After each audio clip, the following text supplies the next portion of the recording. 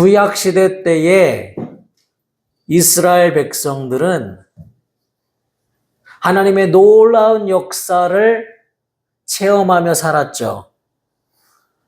광야에서도 하늘에서 만나를 내리시고 날마다 구름 기둥, 불 기둥으로 그들을 인도하시고 광야로 나가기 전에도 홍해를 가르시고 또한 광야에서 40년 동안 사는 동안 그들에게 그 풀 한 폭이 물 한 방울 없는 그곳에서도 바위에서 물이 솟아나게 하시고 하나님의 살아계신 역사를 너무도 많이 보았습니다. 그러나 그들은 그런 하나님의 역사를 보고도 하나님의 뜻대로 섬기지 못하고 죄를 범하고 하나님을 떠나고 심지어 우상을 만들어 이것이 하나님이다 하며 하나님을 기망했습니다. 왜 그랬을까요? 그들에게는 하나님과의 관계에 있어서 그들은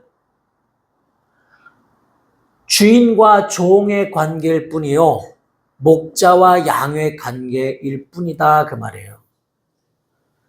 주인과 종의 관계는 주인이 예를 들어 그 종을 다른 곳에 팔아버리면 그 관계는 끊어지죠. 양도 마찬가지입니다. 양이 목자를 따라다닐 때만 양이고 목자를 벗어나 버리면 그 양은 이리의 공격 가운데 노출될 수밖에 없죠. 그래서 이스라엘 백성들은 하나님과의 관계가 다 법적인 계약 관계였다 이 말이에요. 그들이 하나님의 뜻대로 순종하지 아니하면 하나님도 아까워하지 아니하시고 그들을 과감하게 버리신다 이 말이죠. 계약 관계이기 때문에 그저 법적인 관계이기 때문에 그것이 끊어지면 하나님도 더 이상 그들을 인도하시지 않았습니다.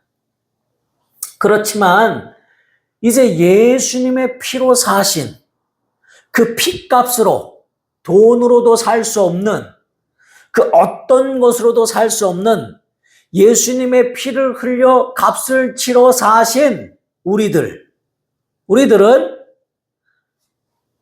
하나님과 우리의 관계가 법적인 관계를 넘어서는 그저 호적에만 기록된 관계 이상을 넘어서는 아버지와 아들의 관계라고 말씀하고 있습니다. 그래서 내가 너를 낳았도다 라고 말씀하시죠. 하나님은 하나님의 뜻을 이 세상에서도 우리가 알 수 있도록 하나님께서 많은 것들을 허락하셨는데 그 어머니가 아이를 낳으면 그 고통을 기억하고 자기 뱃속에서 나온 아이를 끝까지 사랑합니다. 세상 사람들이 보기에는 조금 덜 떨어져 보이고 부족해 보여도 자신이 낳은 자식은 자기 몸을 다해서 자기 삶을 다해서 사랑하는 것이 부모죠. 또는 그 자녀가 부모의 속을 새기고 부모의 마음에 들지 않아도 그 관계를 끊을 수가 없어요. 서로 안 볼 수는 있어도 혈연 관계는 끊어지지 않죠. 그것처럼 하나님은 우리를 그냥 낳으신 것이 아니라 사람이 낳은 그 해산의 고통과는 비교될 수 없는 하나님이신 그분이 친히 그 말씀이신 그분이 친히 육신이 되어 오셔서 하나님이 자기를 낮추어 사람이 되어 오셔서 엄청난 영광을 받으시는 분이 아니라 가장 낮은 자리에 오셔서 천대 받으시고 그리고 그냥 평범한 죽음이 아닌 끔찍한 십자가의 고통을 당하시면서 우리의 죄를 대신해서 피 흘리시고 채찍에 맞으시고 조롱당하시고 이제 모든 인류 역사 가운데 죄인이라고 하는 그러한 손가락질을 당하시면서까지 우리를 사랑하셔서 피 흘리심으로 우리를 낳으셨다는 거예요. 부모가 낳은 정도의 고통이 아닌 하나님이, 삼위일체 하나님이 그 엄청난 고통을 감내하시며 아들을 십자가에 내어주시며 그 아버지는 아들이 죽는 순간까지도 아들과 함께 하시며 성령은 탄식하시며 하나님의 아들의 피 흘리심으로 우리를 자녀 삼아 주셨다는 겁니다. 그래서 요한복음 1장 12절에 영접하는 자, 예수를 구주로 영접하는 자, 그가 내 죄를 대신하여 피 흘리신 것을 믿는 자, 그리고 예수 이름을 영접하는 자들에게는 하나님의 자녀가 되는 권세를 주셨으니 라고 말씀하십니다.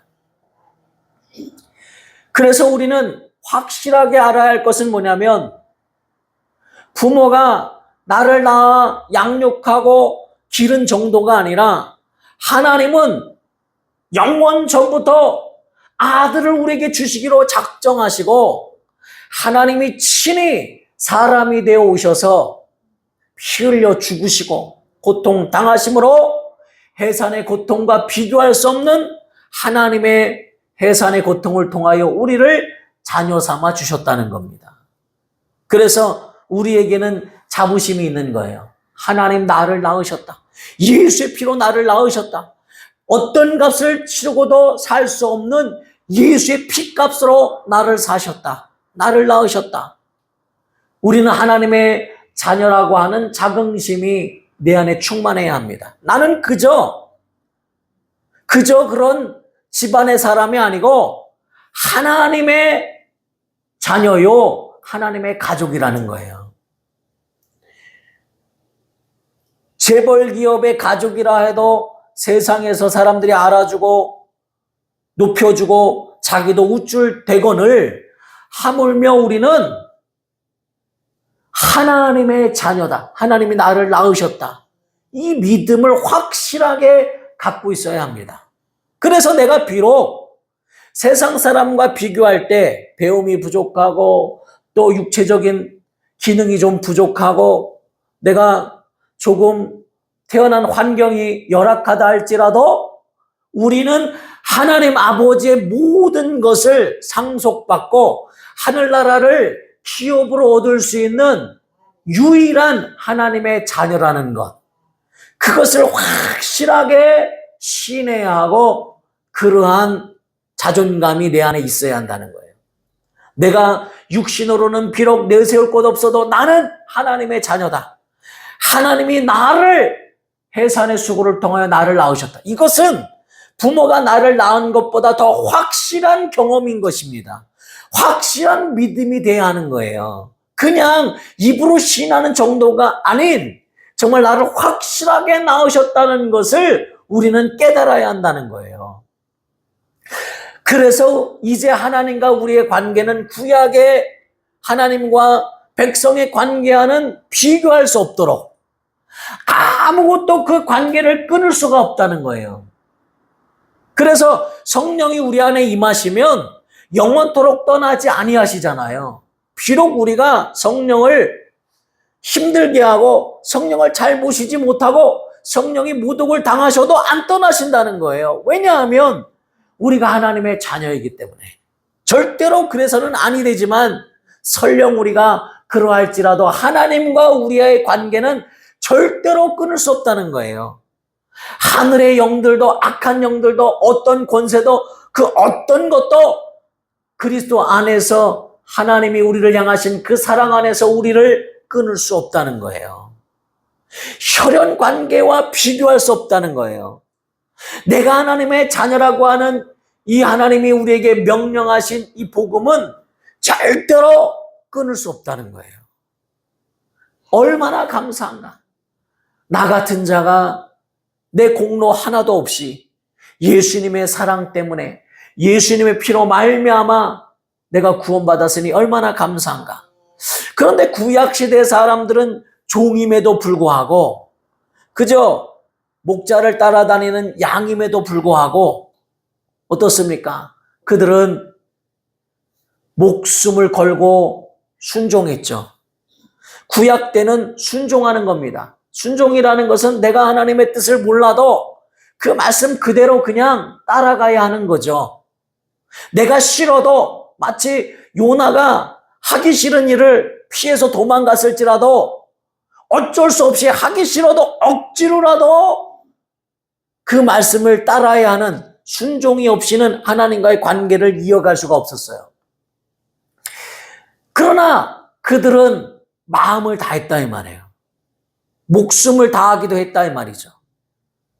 그래서 히브리서에 보면 톱으로 목을 켜서 죽임당하고 돌에 맞아 죽고 하면서도 구약시대의 믿음의 사람에 관한 이야기를 하면서 그러면서도 그들은 하나님을 바라고 하나님의 아들을 바라고 하나님의 약속을 바라고 바랬다는 거예요. 예수께서 오시기를 바라고 바랬다는 거예요.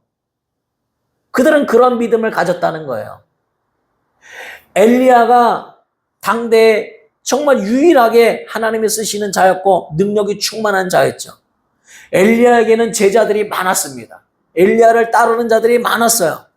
그런데 유일하게 엘리야의 그 권능을 받은 제자가 누굽니까? 엘리사죠.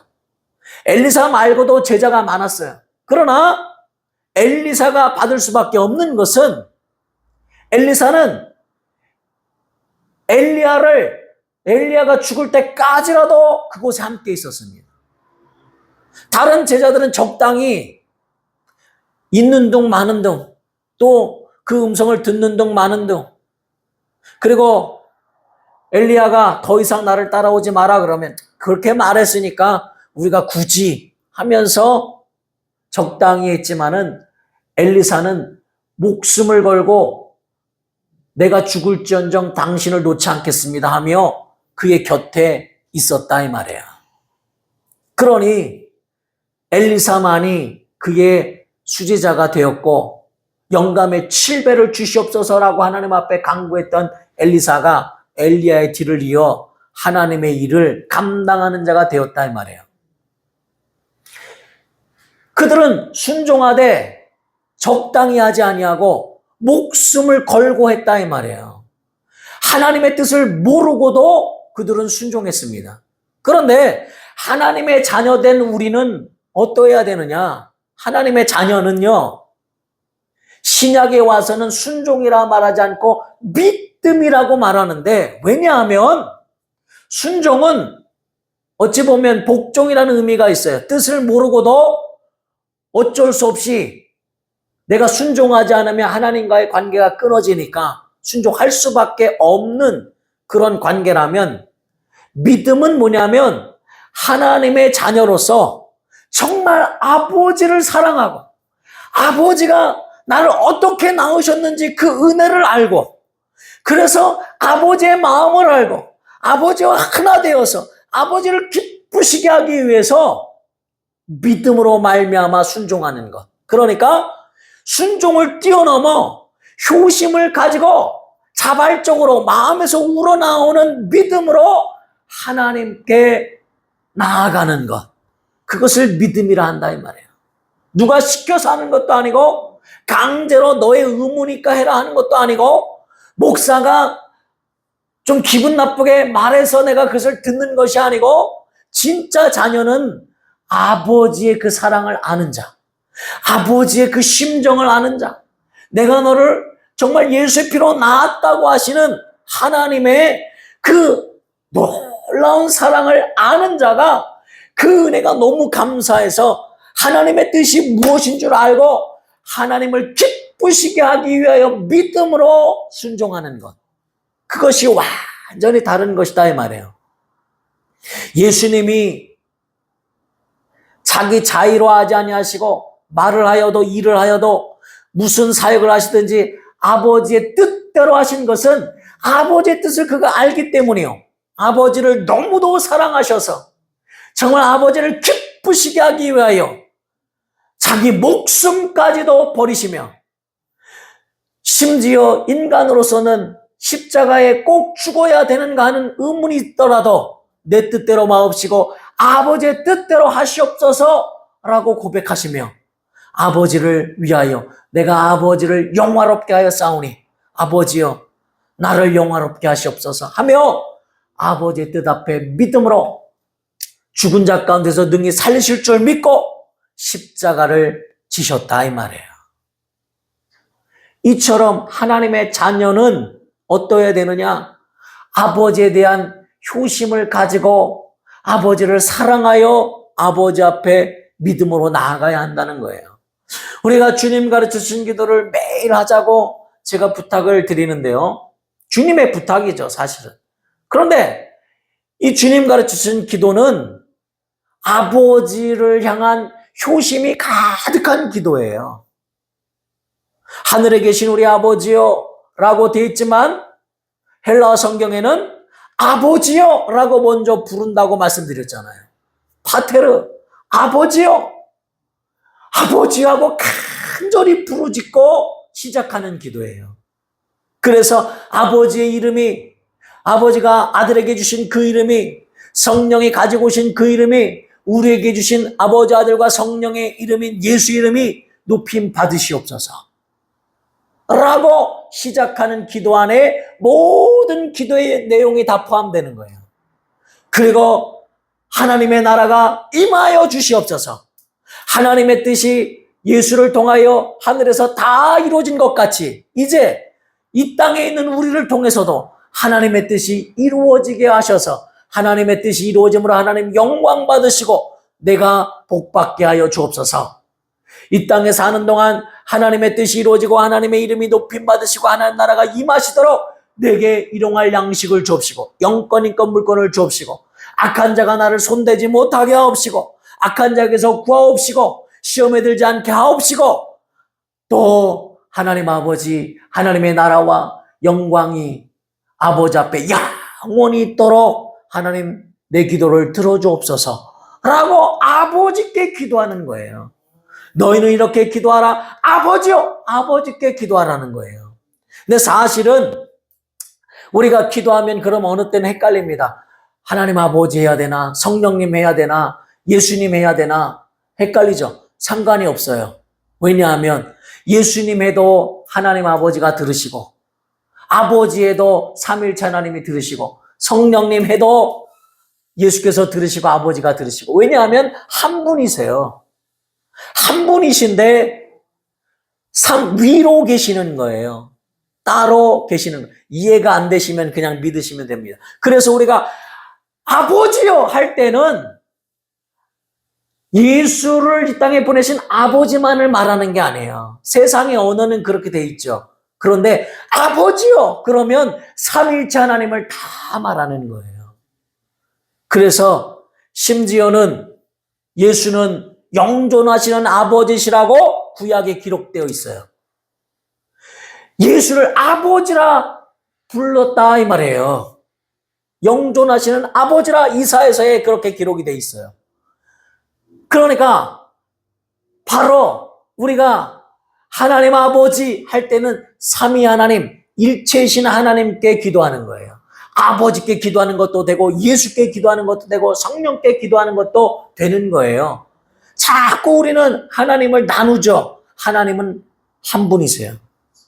하나님은 우리에게 성령으로도 역사하시고 아들로 오셔서 이 땅에서 역사하시지만은 한 분이세요. 각각 계시지만은 한 분이세요. 그래서 우리가 그 하나님께 대한 효심이 가득한 마음으로 하나님께 기도하면 하나님은 당연히 들으십니다. 그래서 오늘 본문 말씀에 예수님이 말씀하시는 거예요. 얘들아, 정말 잘 들어라. 악한 자라도 자기 자식에게는 좋은 것을 주려고 한다. 그래서 아들이 떡을 달라 하면 돌을 주지 않고 또 생선을 달라 하면 뱀이나 던져주는 그런 사람은 없다. 사람이라도 악한 자에게는 좋은 것을 줄 알거든. 너희는 좀 믿어라. 예수를 너희에게 다 내어주신 너희 아버지가 무엇인들 아끼겠느냐? 성경 그렇게 말씀하시잖아요. 그래서 너희가 구하는 것을 다 주시리라. 구하라. 그리하면 너에게 주실 것이요 반드시 주시겠다는 거예요. 예외가 없다는 거예요. 아들이 떡을 달라 하는데 돌을 주지 않는다는 거예요. 우리 아버지는 예수까지 내어주셨다는 거예요. 그러니까 좀 구해라, 기도해라. 그리고 너희가 좀 찾아라. 찾는 자에게는 찾아낼 수 있는 능력이 임할 것이고, 하늘 문을 좀 두드려라. 그러면 열릴 것이니, 구하는 이마다 받을 것이요 찾는 이가 찾아낼 것이요 문을 두드리는 이에게 열릴 것이니라 라고 말씀하셨어요. 그래서 하나님은 반드시 그 자녀에게 다 주시겠다고 약속하셨어요. 하늘나라도 이미 주셨죠. 물론 하나님은 물질이 아니시고 영이시기 때문에 하나님은 이 땅의 물질에는 그렇게 관심이 없으실 수 있습니다. 이미 다 주셨으니까. 그러나 우리가 이 땅에 살아가야 할 것도 구하라고 하셨어요. 일용할 양식을 구하라고 하셨어요. 우리 육신의 병을 치료하기 위해서 채찍도 맞으셨어요.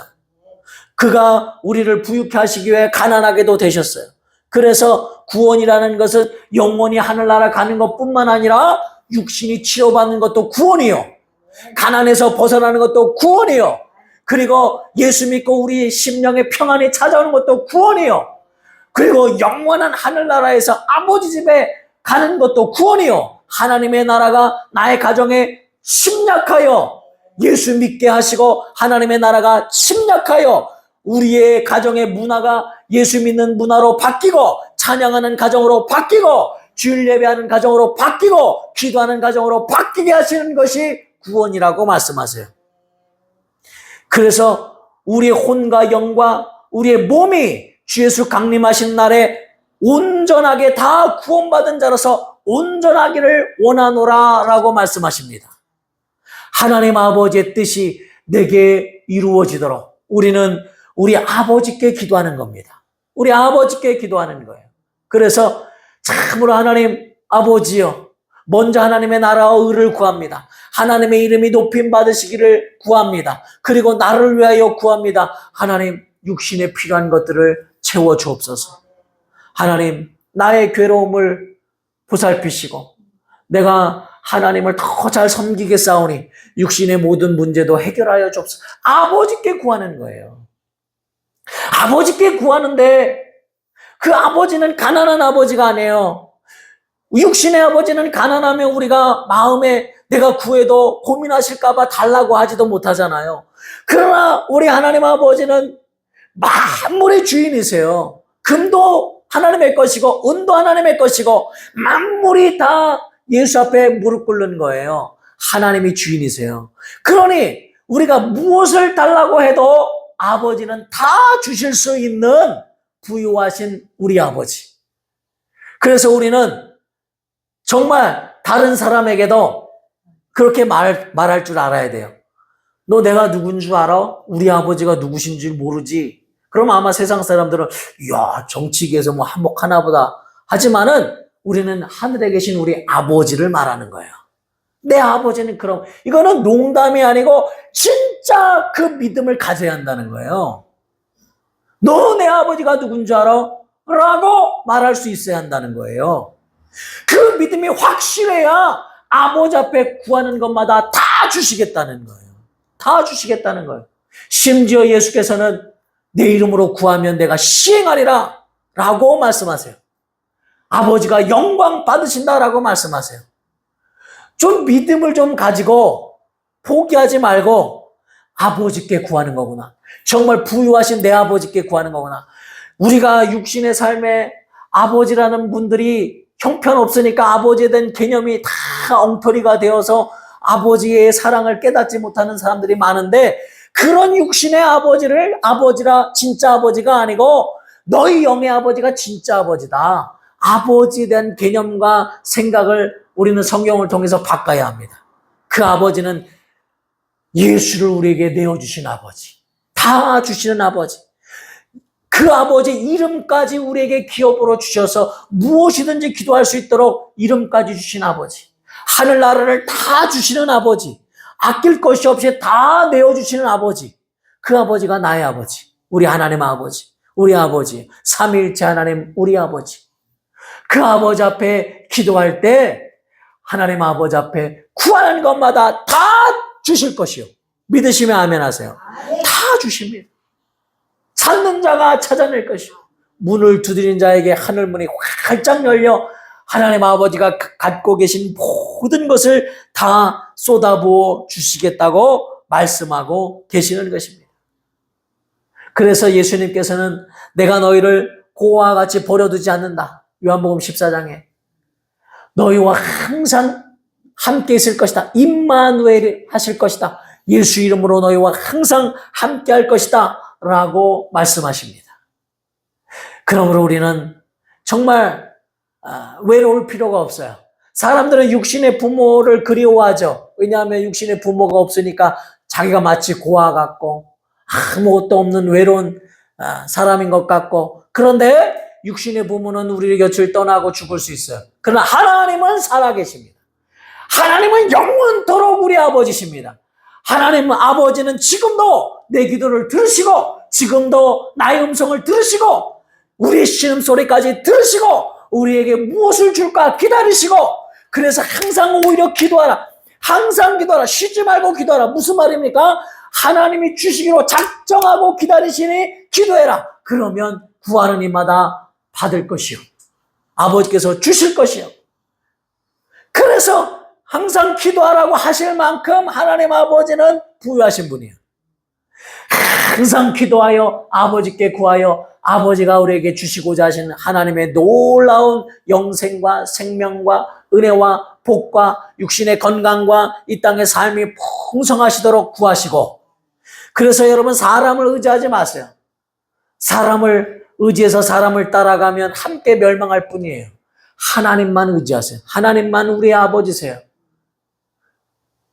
하나님만 우리 아버지세요. 하나님만 나를 사랑하시는 우리 아버지세요. 우리는 하나님의 사랑만 믿어야 합니다. 하나님의 사랑만이 변하지 않는 사랑입니다.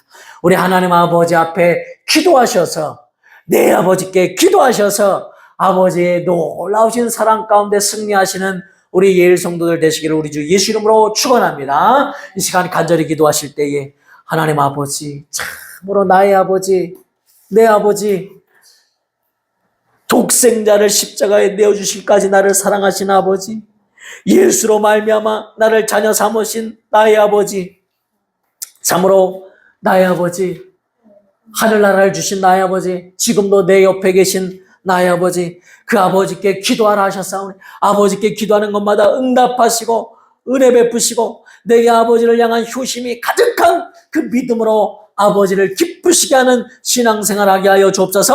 간절히 통성으로 기도하시겠습니다. 하나님 아버지 역사